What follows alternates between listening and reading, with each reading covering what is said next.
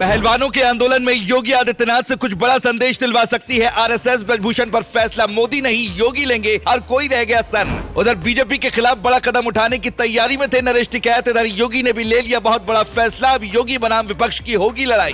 गुस्से से लाल हो गए योगी ने अब संभाल लिया मोर्चा। ब्रजभूषण को लेकर कह दी बहुत बड़ी बात। लोगों के सोचने से पहले ही योगी ने बहुत बड़ा खेल कर दिया। बीते करीब 1 महीने से लगातार पहलवान धरने पर बैठे हैं। बीजेपी सरकार को घेरने की कोशिश की जा रही है, लेकिन अब तक ना तो इस मामले में नरेंद्र मोदी का बयान आया है और ना ही बीजेपी का कोई दूसरा नेता बोलता दिखाई पड़ा है। विपक्ष आरोप लगा रहा है कि लगातार मोदी सरकार तानाशाही की तरफ बढ़ रही है और देश के लिए मेडल लाने वाली बेटियों का अपमान किया जा रहा है। लेकिन इसके ठीक उलट बीजेपी के जिस नेता यानी ब्रजभूषण सिंह पर जो आरोप लगे हैं, वो कह रहे हैं कि अगर आरोप साबित हो गए तो वो फांसी के फंदे पर लटक कर अपनी जान दे देंगे। ब्रजभूषण सिंह कई बार ये कह चुके हैं कि अगर प्रधानमंत्री मोदी या योगी कह दें तो वो आज सब कुछ छोड़ दें। लेकिन सवाल यही है कि आखिर ब्रजभूषण को लेकर बीजेपी का कोई नेता बोलने से क्यों बच रहा है। हर एक सवाल का जवाब आपको देंगे, लेकिन पहले ये जान लीजिए कि आखिर पहलवानों का ये विवाद इतना आगे कैसे बढ़ गया। जंतर मंतर पर कई पहलवानों ने धरना देना शुरू किया और ब्रजभूषण के इस्तीफे की मांग की गई। लेकिन ब्रजभूषण सिंह एक ही बात कहते रहे कि मैं दोषी बनकर इस्तीफा नहीं दूंगा। कानून जो काम करेगा, अगर मैं दोषी पाया गया तो कुछ भी करने के लिए तैयार हूँ।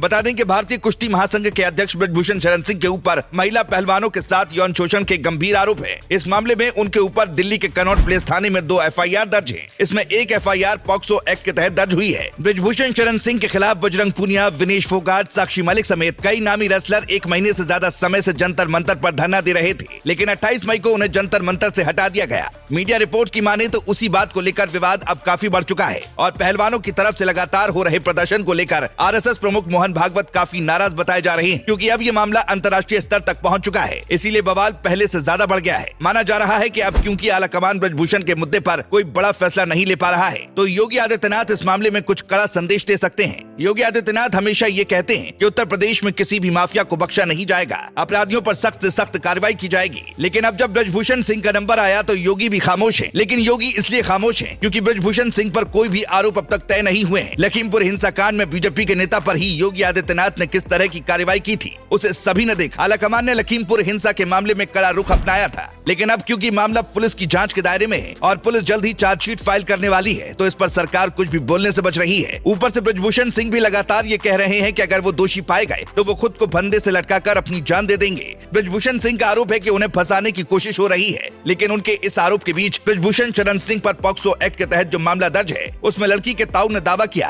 कि बेटी बालिग है। यही वजह है कि अब इसमें षड्यंत्र की आशंका जताई जा रही है। एक तरफ विपक्ष इस मामले को लेकर राजनीति करने से पीछे नहीं हट रहा है, वहीं दूसरी तरफ बीजेपी लगातार इस मुद्दे पर बोलने से बच रही है और साफ कहा जा रहा है कि कानून अपना काम करेगा। पहलवानों के आरोप में कितना दम है और कितनी साजिश है, इसका पता तो तभी चल पाएगा जब निष्पक्ष तौर पर इस मामले की जांच पूरी हो पाएगी। वैसे आपका क्या मानना है? क्या ब्रजभूषण सिंह को फंसाने की कोशिश की जा रही है या फिर पहलवानों के आरोप में दम है? कमेंट में अपनी राय जरूर बताएं।